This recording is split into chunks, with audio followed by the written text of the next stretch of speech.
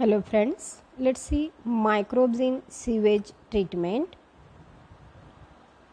The wastewater usually refers to sewage treatment or domestic wastewater treatment. In this process, the removing of contaminants from wastewater, both runoff and domestic, to produce water that is safe for environment. It consists three steps: physical, biological and chemical treatment. Now let's see biological wastewater treatment. It involves use of microorganisms such as bacteria, viruses, protozoa, algae. They metabolize the biological contents, that is dissolved organic matter of the sewage. The contaminants of organic substances are digested as a food along with their energy source by the cell of microorganism. The digestion is of two types: aerobic digestion and anaerobic digestion. Aerobic in presence of oxygen, which converts carbon dioxide. Anaerobic, it does not require oxygen, which produces biogas, which can be used in various purposes. The microbes are microscopic and macroscopic in size. They may be algae like chlorella, acetolia, fungi like some mushrooms, which act as saprophytes or scavengers. The protozoa like amoeba, paramecium, some euglena. The diatoms like Notomala, some euglena, nichia are also used for the sewage treatment.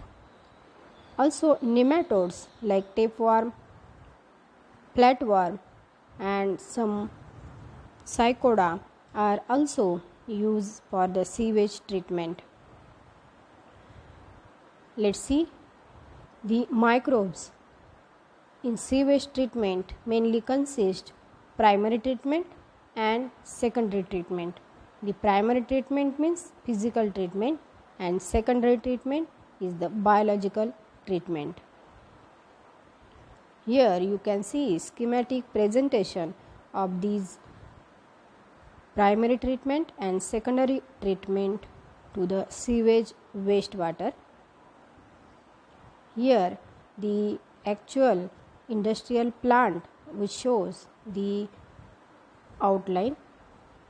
The primary treatment involves physical removal of particles from the sewage through filtration and sedimentation. In second step, sequential filtration means to remove floating debris. After that, sedimentation means to remove grit, that is soil and small pebbles. All solid that are settled from the primary sludge and the supernatant forms the effluents, means upper liquid material. The effluents from the primary settling tank is taken for secondary treatment. Here you can see the secondary treatment. The primary effluent is passed into the large aeration tank. This allows vigorous growth of aerobic microbes into the flocks. Flocks means the growth of microbes.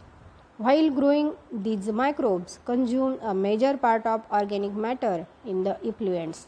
This significantly reduces the BOD, means biological oxygen demand of the effluents. BOD is measure of the organic matter present in the water. The greater BOD of the wastewater, more is its polluting potential.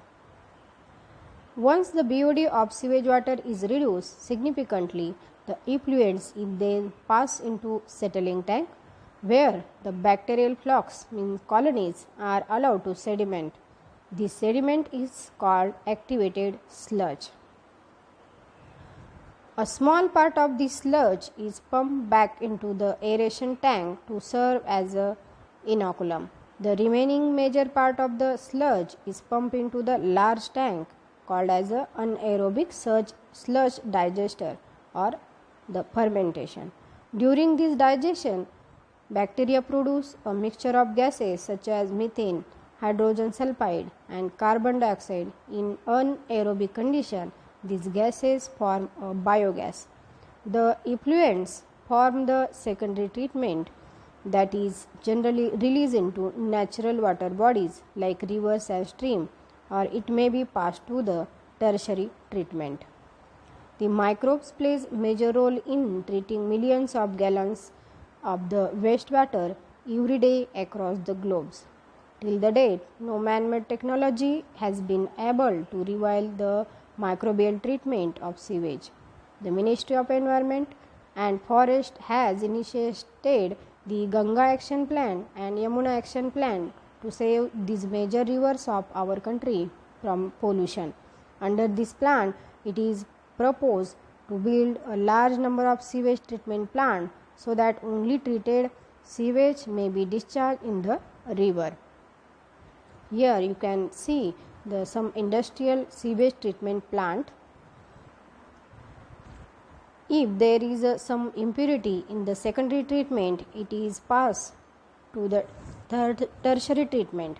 After the BOD reduce, it pass into the settling tank. Here the bacterial flux are allowed to sediment.